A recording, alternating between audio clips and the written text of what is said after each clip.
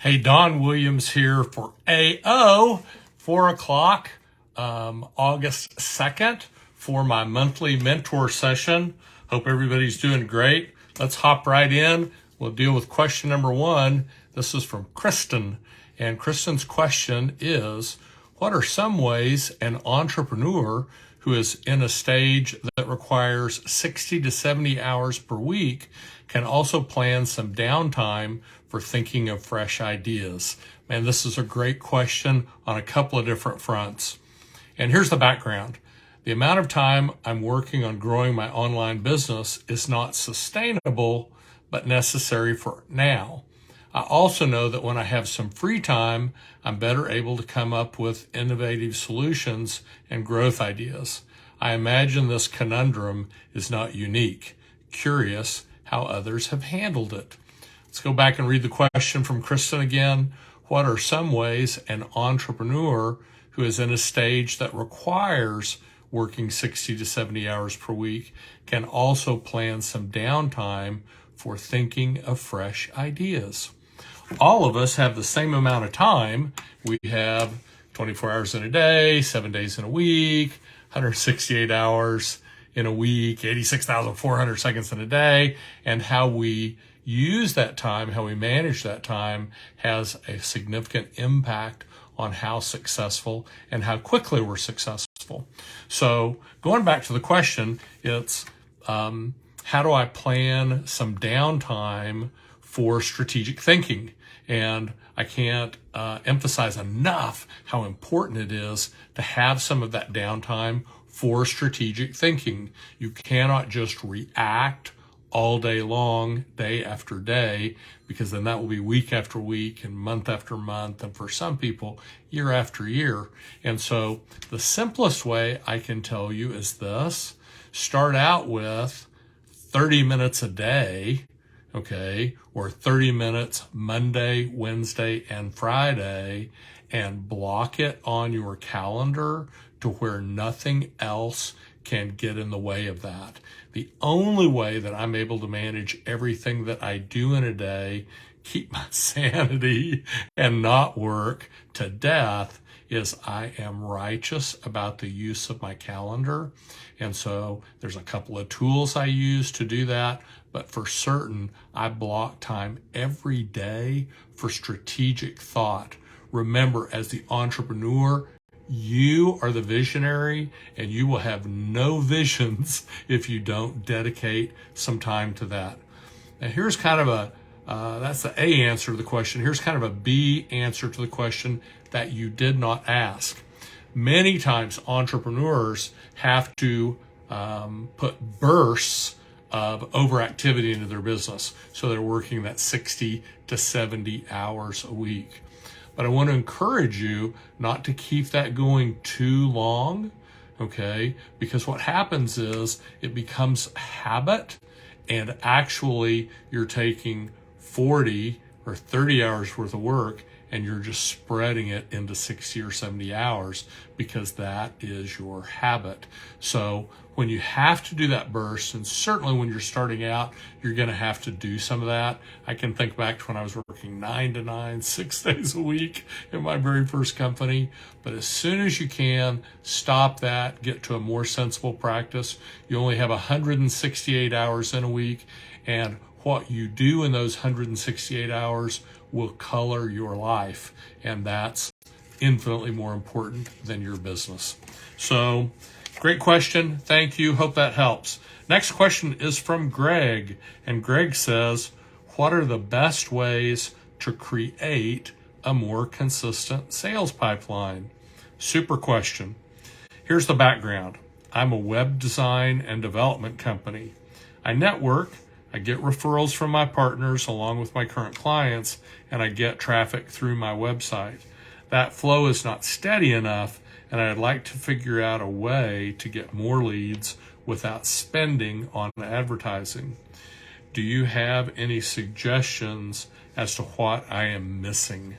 So back to the question, what are the best ways to create a more consistent sales pipeline? There is about as many ways to generate leads as there are leads in the world. the not complicator, but the caveat that you put on it was without spending on advertising. And so great material in a book titled Guerrilla Marketing, and not gorilla like the animal, but gorilla like the fighter, like the warrior. And so great strategies in there. But I would tell you this. Number one, realize that everyone you meet is either a customer, a pre-customer, or they know someone who could be a customer.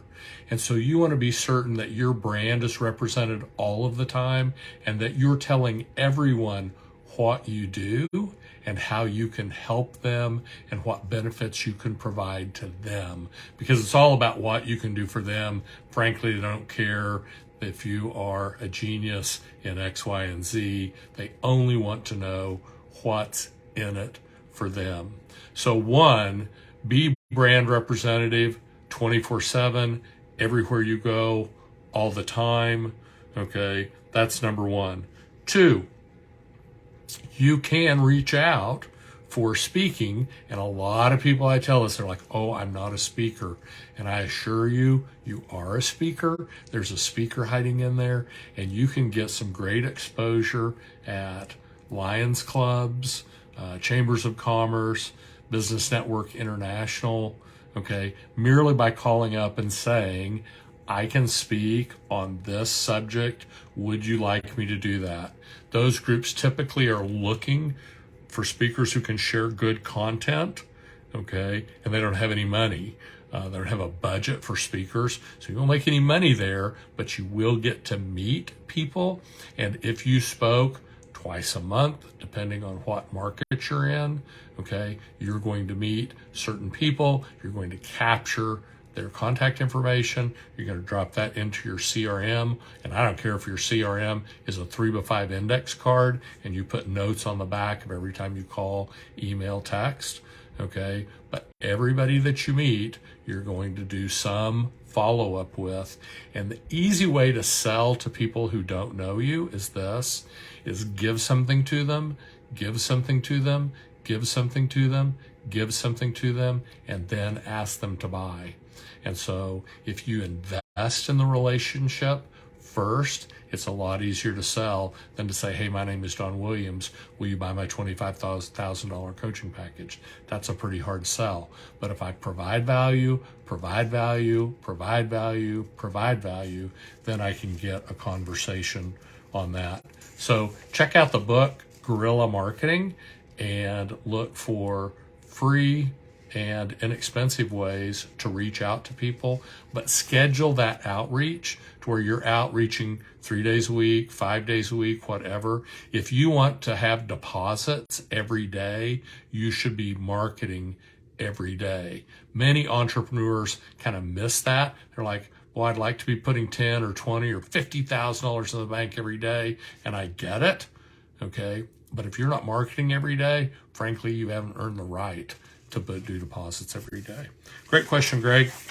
We'll move on. Oh, it's Greg again. Thanks, Greg. Here's the question. Should I set up KPIs for my business and why? And here's the background. I'm a web design and development company. I've been introduced to KPIs, but I don't currently use them. How can they help me better organize my business, and what KPIs should I focus on? So key performance indicators, KPI. And so here's a couple basic that for almost any startup entrepreneur. How many leads did I get today? How many people did I meet today in whatever form you met? How many leads did I generate today? How many sales did I generate today? And how many dollars? And literally, you should be looking at that every day. And if you do, you'll see there's a real relationship between leads per day, sales, and dollars per day. And so you don't fix sales per day by working on sales. Typically, you fix sales per day by working on leads or marketing. Kind of goes back to the previous the previous question. Additionally, depending on your business, there may be other KPIs. One of my core businesses that I've owned for 30 years is in the contact center business. So we make phone calls, typically for Fortune 500 companies, doing lead generation and appointment setting. A phone switch, a telephone switch, which is just the computer that processes the voice, captures an enormous amount of data. It's called call detail record, or CDR. And back when they printed it out, they would deliver 8.5 by 14 tractor fed CDR for our call center. And it literally, UPS would bring it in boxes. And so you can tell I've owned the business a long time, back before there were discs or digital. And so it would print out front and back, boxes and boxes and boxes and boxes. There's an enormous amount of data in there, but don't look at too much. There's a danger in looking at too much data. You want to look at your key performance indicators, not at all performance indicators, not at all metrics. Because what happens when you look at everything, like in call center business with call detail record, is you can and most likely will get the paralysis of analysis. There is so much data for you to consume, you'll get lost in the forest of numbers. And typically there's a few magic numbers for every business that you should keep your eye on, and you should know pretty close, like any minute of any day. And those are key performance indicators. Great question, Greg. Hopes that helps.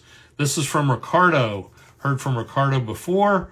Here's his question. What are some practical ways to show team members appreciation? And his background is, I own and operate a barbershop with 3 other barbers. I want to continually show gratitude and appreciation. How can I practice this habit without breaking the bank? Back to the question for Ricardo. What are some practical ways to show team members appreciation? Well, a couple of years ago, I wrote a book called Romancing Your Customer. And so I think of customer experience, teammate experience in terms of romance. And I will tell you that in the romance world, whether it's customers or teammates or the love of your life, gifts that have monetary value only mean so much. So, for example, if I want to deliver an exceptional experience to my wife, I could stop and buy 2 dozen roses. And when I brought those home, that would deliver a certain experience. But I live in Texas, and we have rampant wildfire blooms in the spring, bluebonnets, Indian paintbrush, lazy Susans, etc. And so if I stopped and picked flowers and brought those home, even though they didn't cost me $100 like the 2 dozen roses, they actually would deliver a better experience because of the effort that I put in. So here's probably the easiest, simplest, and most free is just look that person in the eye and say, thank you. I'm grateful for your actions in this manner. You really represent the company and the team well. And I'll tell you that I believe you should praise publicly.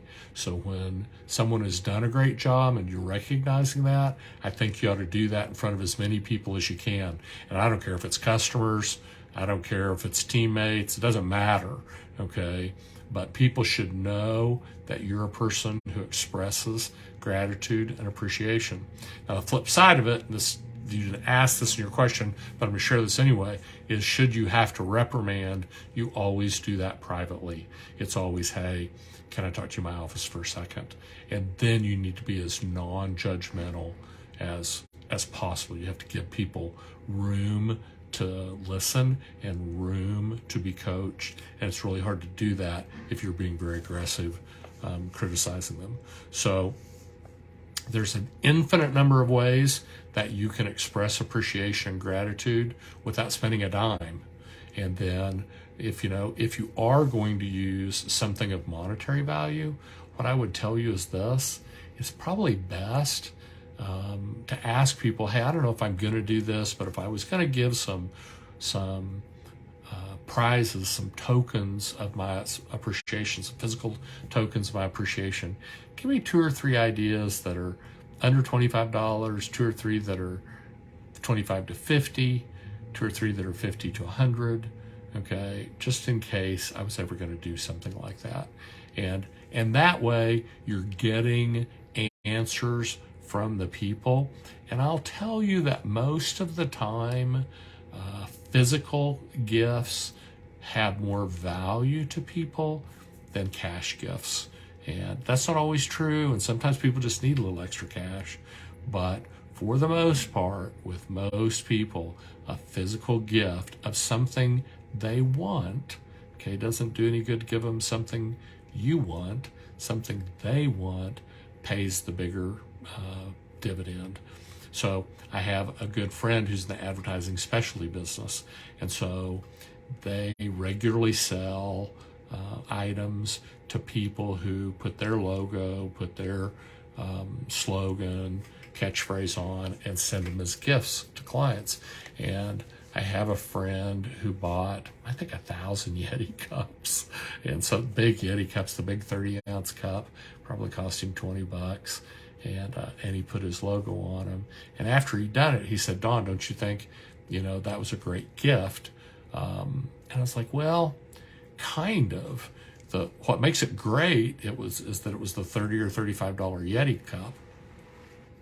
What detracts from it a little bit, pardon me, is this. You put your logo on it. And so if I was going to send a gift to a corporate client of mine, I'd put their logo on it. And that way they knew when I gave it to them, it was a gift and it wasn't just advertising. And so, what'd your mom say? It's the thought that counts. Hey, when you're dealing with people, whether they're customers or teammates, your spouse, it's the thought that counts. It's not really the stuff, and it's not really the dollars. Next question, I think last one. This is a light month. This is from Trent. And Trent says, how can I efficiently advertise while on a budget? Great question. The background is I work in commercial real estate and specialize in medical and dental offices and clinics. My company is myself and my father, who's worked in the industry for more than 25 years. I've come to find that his business primarily revolves around referrals, and while this works for him, it does not work for me because I'm new in the industry. We don't have a large corporate size budget, so expensive SEO options and similarly pricey tools are hard to justify. I know advertising is of huge importance and I want to utilize it however I can, but I'd like to do so while staying under a budget of about $15,000 a year or less. Back to the question. Where's the question? How can I efficiently advertise while on a budget? So kind of goes back to Greg's question, and so see that answer, but let me also tell you this. So if my initial advertising budget was $15,000 for the year, I'd also know what was the anticipated sales volume that $15,000 would be the seed. What would it grow into? Would it grow into $100,000 in revenue, $80,000 in revenue, $500,000 in revenue? I'd have some expectation for what my ROI was on that $15,000 budget. Whatever that is, I want to make a recommendation. Let's just say it's your expectation was the $15,000 becomes $100,000 in new business. So let's just use that for this example. So that's a 15% marketing budget. And then what I'm going to promote to you is this, is when you blow past that $100,000 revenue and you're at $300,000, that you maintain that 15% budget, if that's what you were doing, and you elevate your annual budget to $45,000. Go back to kind of my previous statement about if you're not marketing every day, you're not selling, and you're not depositing every day. And typically, businesses look at marketing and sales as a percentage of top line revenue. So that's good suggestion number one. Suggestion number two is if I dealt with medical and dental offices and clinics, the first thing I would do is I would go to a large list broker and I would invest a couple $100 and I would ask them to identify all the independently owned physician offices and most of the dental offices are going to be independent, but not all. But I want the independently owned. And then once I have those lists, I know who to call. I know who to walk in. I know who to send a piece of mail. I know who to send an email to. I know, I'll be funny here, who to wear a sandwich board sign in their parking lot. You're not really going to do that. But once you know who to market to, then you're going to select 2 or 3 channels and begin to market. And truthfully, the best marketing isn't very expensive. So one of my companies, we do lead generation for pharmaceutical companies. And we have a pharmaceutical client. They want appointments with independently owned physicians, okay, for a pharma rep to come in. And in the old days, the pharmacy would hire typically attractive young females with biology degrees, and they would go knock and walk, and they would get to see the doctor. That's a pretty hard model to maintain today. And so what we did for them is we would call independently owned physician offices, not asking for the physician who's not going to come to the phone anyway. And if they do, they're going to be irritated. So you're going to start out a phone call. Hi, my name is Dawn, and they're going to flamethrow you. Okay. But acting for the practice manager whose job it is to make decisions for the practice. And we would tell the practice manager, I'm going to send you some information today, and it's going to come out in a white box, and it's about this big. And included in that box, we included some very high dollar cookies that were made by a local bakery. And so then when we called back 3 days later and said, hey, it's Dawn with XYZ Pharmaceutical Company, and I'm the guy who sent you the cookies, can we talk? And the response is always like, man, those were great cookies. What do you want to talk about? And so we talk about setting an appointment. And so you can do really inexpensive marketing yourself. You don't have to call, go buy cookies, 3 to a bag, put them in an attractive bag, walk in, introduce yourself. Don't ask for the appointment on the first time. They're busy, but just say, hey, I want to drop these off for the practice manager, and can I get their card? Because I'll follow up with them. And that'll make a splash. And so a lot of different ways. Be creative, use your mind, think about what would I like, try and see it from the customer's point of view. And second off, which I started with, is this.